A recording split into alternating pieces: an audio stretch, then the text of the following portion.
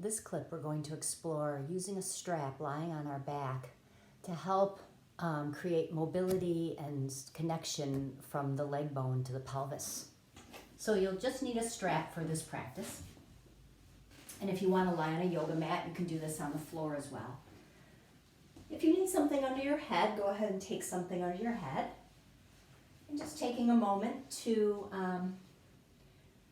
find yourself here. Just let yourself land. You can keep your feet on the floor, knees bent, and just taking a couple of breaths. Feel the breath rise and fall, and allow yourself to relax a little bit before you begin the movements. And then you can take your strap. You could use a yoga belt or a bathrobe tie. And what we're doing here is we're working with the leg bone moving in the pelvis, in the hip socket. We're only going to move the leg bone around as much as the pelvis stays quiet.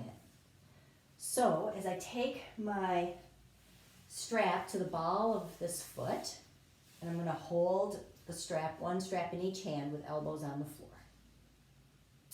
Now if I pull my leg up towards me, you may be able to see that my pelvis tilted backwards, so it rolled back. And as I take my leg forward, my pelvis rolls forward.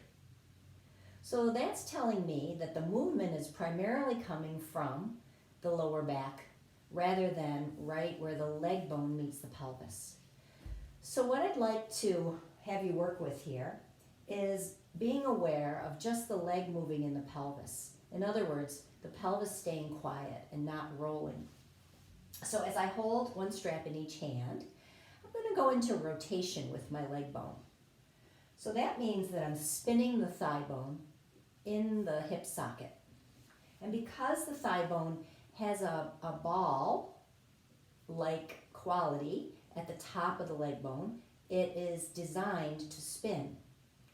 So when I'm rotating or spinning the leg bone, my knee and my foot might turn out and in as well, but they're not driving the motion. So the motion is driven from the top of the thigh here. Now, as I rotate this leg bone, I want to be mindful that my pelvis isn't tilting or tucking, that it's just staying quiet on the floor, and I'm only moving it as far as the leg bone is the mover, right? So that's my intention. And then I'll go ahead and take the strap away, and you can just pause between sides just to notice what you might feel here. Then we'll go to the other foot, taking the leg up. And again, just keep a little bend in the knee, letting the pelvis rest on the floor just as it is, holding one strap in each hand. And then from there, we're going to rotate this leg. So again, the knee and the foot might be turning in and out as well, but they're not driving the motion.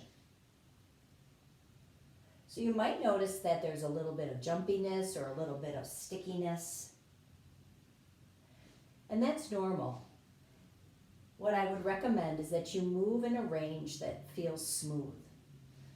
So if pushing too far starts to add more jump or jitteriness to the leg, just move in a smaller range of motion for now. That range of motion will grow as you create better connection, better stability, better mobility of your leg bone in the pelvis.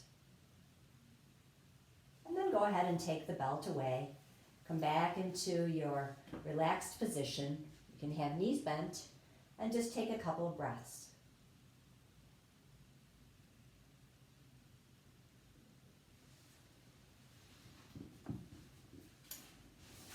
So have fun exploring that movement of the leg and the pelvis to really create nice, supple, strong hips.